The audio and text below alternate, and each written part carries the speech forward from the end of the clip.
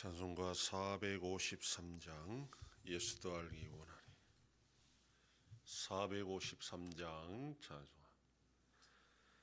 예수도 알기 원하네. 크고도 넓은 은혜와 대속해 주신 사랑을 간절히 알기 원하네.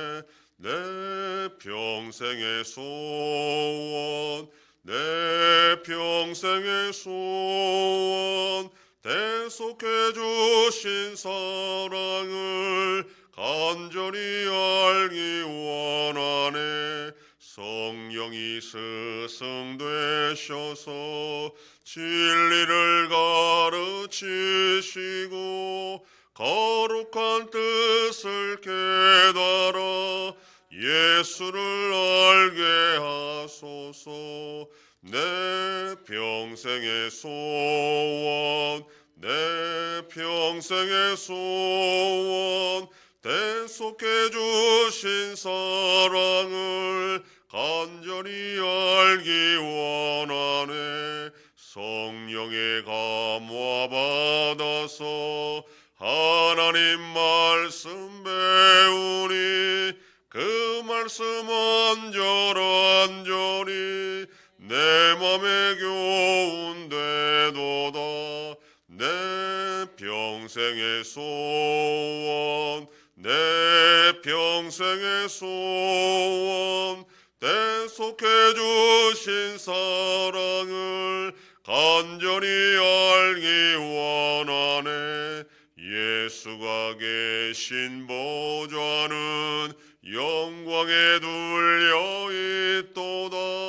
평화의 왕이 오시니 그 나라 왕성하도다. 내 평생의 소원, 내 평생의 소원, 대속해 주신 사랑을 간절히 알기 원하네. 전능하사 천지를 만드신 하나님 아버지를 내가 믿사오며 그 외아들 우리 주 예수 그리스도를 믿사오니 이는 성령으로 잉태하사 동정녀 마리아에게 나시고 본디오 빌라도에게 고난을 받으사 십자가에 못 박혀 죽으시고 장사한 지 사흘 만에 죽은 자 가운데서 다시 살아나시며 하늘에 오르사 전능하신 하나님 우편에 앉아 계시다가 저리로서 산자와 죽은 자를 심판하러 오시리라.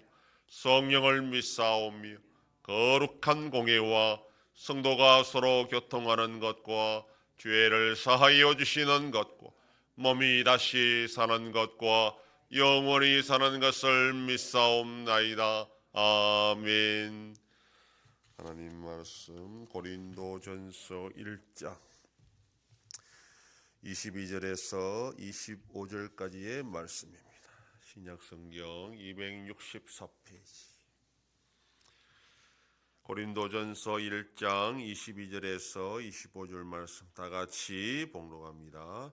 유대인은 표적을 구하고 헬라인은 지혜를 찾으나 우리는 십자가에 못 박힌 그리스도를 전하니 유대인에게는 끄리끼는 것이요 이방인에게는 미련한 것이로되 오직 부르심을 받은 자들에게는 유대인이나 헬라인이나 그리스도는 하나님의 능력이요 하나님의 지혜니라. 하나님의 어리석음이 사람보다 지혜롭고 하나님의 약하심이 사람보다 강하니라. 아멘. 바울은 복음을 믿지 않는 두 부류의 사람들을 설명합니다. 한 부류는 초월적인 신앙을 가졌다라고 말하는 유대인들이고 또 다른 부류는 합리적인 지식을 제일로 여기는 헬라인, 즉 그리스인들입니다.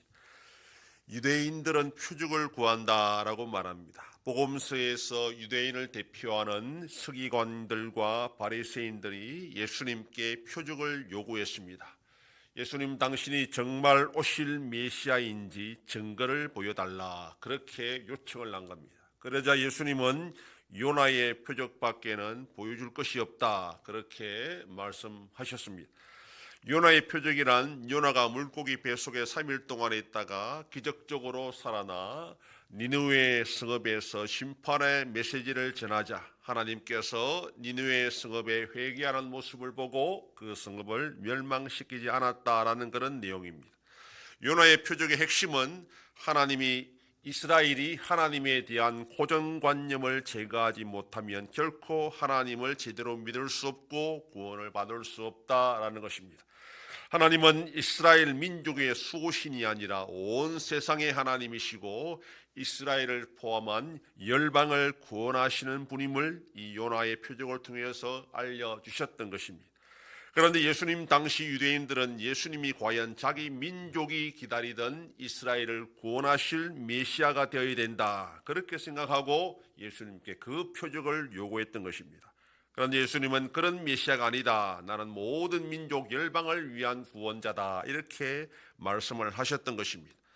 바울이 예수 그리스도의 복음을 전할 때에도 유대인들은 여전히 그러한 민족적 편견에 사로잡혀 있어서 예수님의 복음을 그대로 받아들일 수가 없었던 것입니다. 메시아가 어떻게 십자가에서 죽을 수 있느냐, 그게 어떻게 구원자가 되느냐, 이래서 이들은 이 메시아 그리스도를 받아들일 수 없고 끄리끼는 것이 되었던 것입니다. 헬라인을 대표하는 또 다른 부류의 사람들은 인간의 지혜에 대한 무한한 사랑과 자부심을 가지고 있는 자들이었습니다. 이들은 논리적이고 합리적인 방식을 선호했고 진리라는 것은 그것을 충분히 설명하면 누구나 이해할 수 있고 받아들일 수 있다라고 생각했던 자들입니다. 헬라인 역시 신을 믿었습니다. 그러나 그 신은 철학적 논리적인 신이었습니다. 신은 절대적이고 완벽하며 인간 세상과 구분되어 있는 그런 존재였습니다. 그래서 로마 철학에서 신은 인간을 구원할 아무런 이유가 없었습니다. 그렇기 때문에 신이 인간을 구원하는 것도 이해할 수 없었고 더더욱 신이 인간이 된다는 것도 모순처럼 보였습니다. 무한한 존재가 어떻게 유한한 존재 안에 들어올 수 있느냐, 그것은 마치 바닷물을 한 바가지에 담는 것과 같이 모순적이다, 그렇게 생각을 한 것입니다. 그래서 예수 그리스도의 복음을 이 헬라인들은 미련한 것으로 받아들일 수밖에 없었습니다. 그럼에도 불구하고 유대인 중에 또 헬라인 중에 예수 그리스도의 복음을 듣고 믿는 자들이 있다면 그것은 결국 하나님의 능력이고 하나님의 지혜가 된다, 그렇게 말합니다. 인간적인 노력이나 생각이나 논리적인 설명으로는 도저히 믿을 수가 없는 것이기 때문입니다. 그럼에도 믿는 자가 있다면 그것은 하나님의 역사고 하나님의 기적이었다는 겁니다. 인간이 아무리 고집을 부리고 저항해도 하나님은 그런 인간을 변화시켜서 철저하게 무릎을 꿇게 하셔서 회개하고 예수 그리스도를 하나님의 아들로 믿고 순종하게 하시는 분이다. 바울이 바로 그런 사람이었기 때문에 철저하게 그걸 경험했고 체험했기 때문에 자신 있게 지금 바울은 이 복음을 전하고 있는 것입니다. 인간의 지혜로는 하나님을 알 수 없고 믿을 수도 없습니다. 자신이 지혜롭다고 생각하는 자들은 자신의 지혜로는 하나님을 온전히 이해하고 해석하고 믿을 수가 없습니다. 그런데 복음은 도저히 인간의 지혜와 지식으로는 이해할 수 없고 설명할 수 없기 때문에 믿을 수밖에 없다라고 그렇게 설명을 합니다. 그러나 정말 지혜로운 자는 자신이 무지하다는 것을 아는 자들입니다. 그리고 인간의 지혜가 결코 완벽하지 않다는 것도 아는 자들입니다.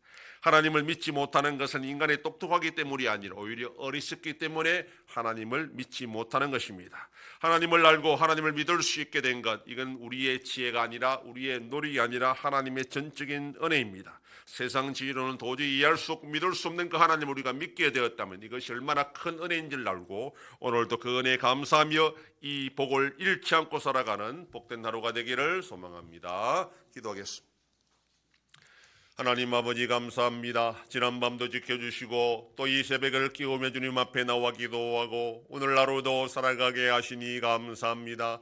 우리가 예수 그리스도를 믿고 하나님의 자녀로 복을 받고 살아가는 것이 결코 우리의 지혜와 노력으로 되는 것이 아니라 하나님의 능력이요 하나님의 지혜라였사오니 우리의 무지함을 깨닫고 겸손하게 주를 의지하며 살아가는 복된 자들이 되게 하여 주시옵소서. 하나님 아버지, 이 나라 대한민국을 불쌍히 여기셔서 어지럽고 곤란한 이 사태 상태 속에서 하나님의 은혜와 공렬로 올바로 나갈 수 있도록 인도하여 주시옵소서. 전쟁 속에 있는 나라들도 불쌍하게 해주시고 속히 평안을 허락하여 주시옵소서. 우리 안송교회가 주님의 교회로 세워짐으로 하나님 아버지께 영광 돌리는 교회가 되게 하여 주시옵소서. 성도의 가정과 생업에 복을 주셔서 감사가 넘치는 가정이 되게 하여 주시옵소서. 자녀들의 삶 가운데도 함께 해주시고 어린 생명들을 지켜주시옵소서. 연로하신 어르신들 붙잡아 주시며 병중에 있는 성도들을 불쌍히 여기사 치료하여 주시고 회복시켜 주시옵소서. 이 새벽에도 주님께 기도하는 종들을 기억하시고 간절히 구하고 빌 때마다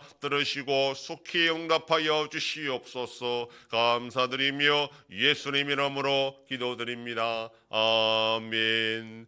하늘에 계신 우리 아버지여, 이름이 거룩히 여김을 받으시오며 나라 임하옵시며 뜻이 하늘에서 이룬 것 같이 땅에서도 이루어지이다.